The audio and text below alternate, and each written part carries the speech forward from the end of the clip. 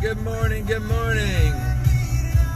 It's Thursday morning and sun's out and it's beautiful. And my satellite keeps going in and out with my song. So hopefully everybody's doing all right. I was thinking about what to talk about today. And I was like, what can I talk about? As far as anything different or whatever. There's a couple things I was talking about, and actually, what I thought about, what I want to talk about today, because I had some people ask about this today, and this is something real simple: the pre-settlement walkthrough. What's that about? What's it for? When does it need to happen? And if you're a buyer, the pre-settlement walkthrough is basically, hey Tony, how's Mr. Granite doing this morning? I hope you're doing well. So. Basically, the reason for a pre-settlement walkthrough, and sellers are like, oh, what's that for? What's going to happen? They get nervous, and really, what it's for is just to make sure that you go in there. And I got to tell you, as if I'm representing a buyer, and you're buying a property, if you're buying a property and you're working through me, I always want to do the pre-settlement walkthrough as close to settlement as I possibly can. And the reason being, it's like anything else. As soon as you purchase the property.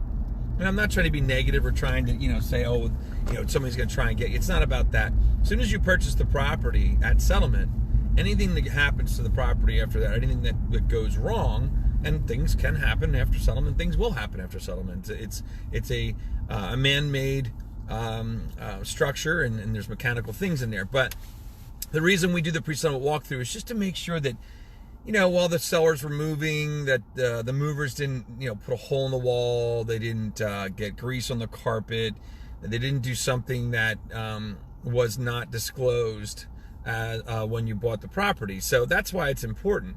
So pre-settlement walkthrough, once again. The other thing is let's say you go in there and it's a hot summer day and all of a sudden the air conditioning's not working.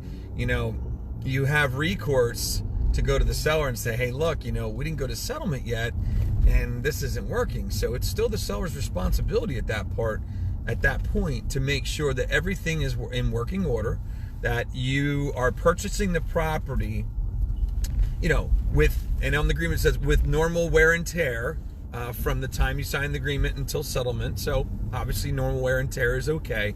But if there's something major that's different or something has changed, that's the time for a buyer to have recourse at settlement to say, hey, you know what? I want a credit for this, or I want this fixed, or I want that fixed. So pre-settlement walkthrough is definitely an important thing.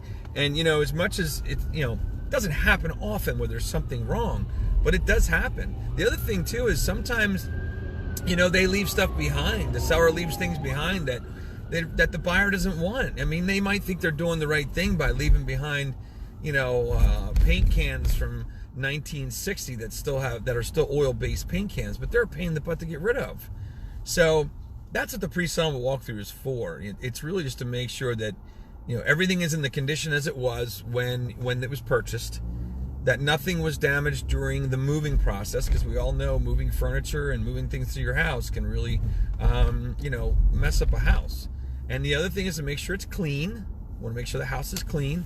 And then the last thing is just to make sure that everything's working. They're going to turn on the oven, the dishwasher, things like that. You want to check everything out.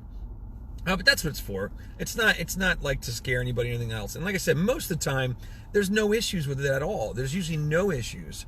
But you just, it's a good thing to do. And what I do with my clients, if at all possible, I do it an hour before settlement. So if I have a settlement set for 10 a.m., then I'm doing the walkthrough at 9 a.m. And that way we go right from there, right to settlement. Hi, Annie McGlynn. How are you doing?